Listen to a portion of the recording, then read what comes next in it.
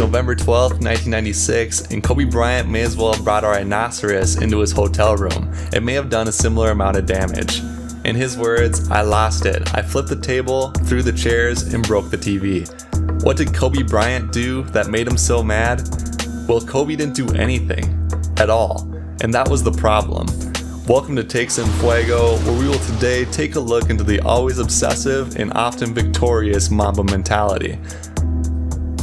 Kobe had been obsessing over this day for as long as he could remember. It's the 1996 NBA draft, and Kobe couldn't wait to get his name called. By the right team, of course. Unless they wanted a John Elway situation, but that's a story for another time. The draft opens up, the 76ers are on the clock, and David Stern walks onto the stage to give the news everyone had already knew. Allen Iverson was the first overall pick. I picture Kobe in that moment the same way I picture Michael Jordan on The Last Dance. Oh, you think Allen Iverson's the number one pick in the draft? Okay, fine. No problem. I'm gonna show you that he's not. When you hear a competitor on that level say, okay, fine, no problem, it's never fine, and there is always a problem. Kobe would have to wait for 12 teams to pass on his name to be called 13th by the Los Angeles Lakers. The first few games of the season had explained the gap from the first pick to the 13th. Allen Iverson averaged over 21 points in his first 5 games. Kobe had averaged just over 3. What? Kobe hated being dominated on the court. Not that anyone likes it, but Kobe was going to work harder than you, run longer than you, and obsess harder than you to make sure he's not dominated on the court. But a few games into his career, he had been. On this day, Kobe barely saw the court. In a game against Hakeem, Drexler, and Charles Barkley's Houston Rockets, in a game that had 2 overtimes, Kobe played just 5 minutes. He turned the ball over twice and scored 2 points, and Kobe felt the way anyone would feel after playing 5 minutes in a double OT game, especially someone who told the Lakers he was going to lead the team in scoring.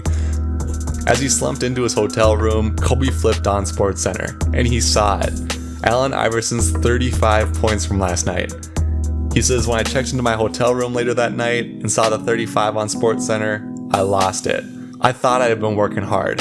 5 minutes, 2 points. I need to work harder. I did." In Kobe's mind, he was the best player out of his draft. He knew it, but the statistics sure didn't. Well, if we know anything about the Mamba mentality, it never stops with defeat. Of course not. Defeat is the start of a long, painstaking journey for Kobe and other obsessive athletes. Is he willing to do whatever it takes to win?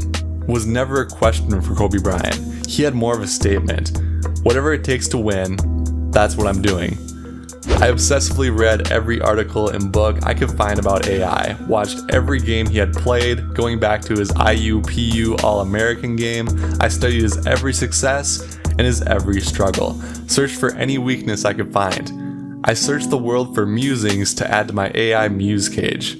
He gathered all the ammo on Allen Iverson he possibly could, and he was ready to fire, waiting for any opportunity. Unfortunately, this would take a few long years.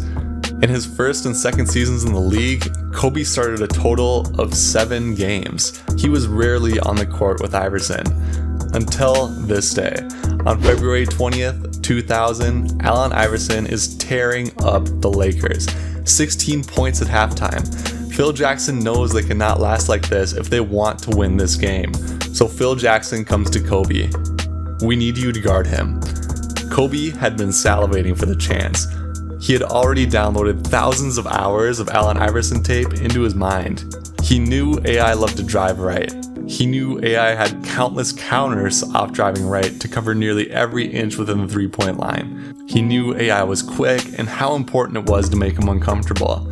Kobe was glued to him every step of the way. At the end of the day, Kobe looks up at the scoreboard. Allen Iverson, 16 points. And he takes it all in. I swore from that point on to approach every matchup as a matter of life and death. No one was going to have that kind of control over my focus ever again. I will choose whether or not your goals for the upcoming season compromise where I want to be in 20 years. If they don't, happy hunting to you. But if they do, I will hunt you obsessively. It's only natural. No one knew it at the time. Not Phil Jackson, the Laker fans, not even Allen Iverson, but Kobe knew it. The Mamba mentality originated in the NBA when he flipped the table, and it had just materialized in that half. AI, one of the best scorers in history, was just held to 0 points by Kobe. That night certainly won't be the last night of the Mamba mentality.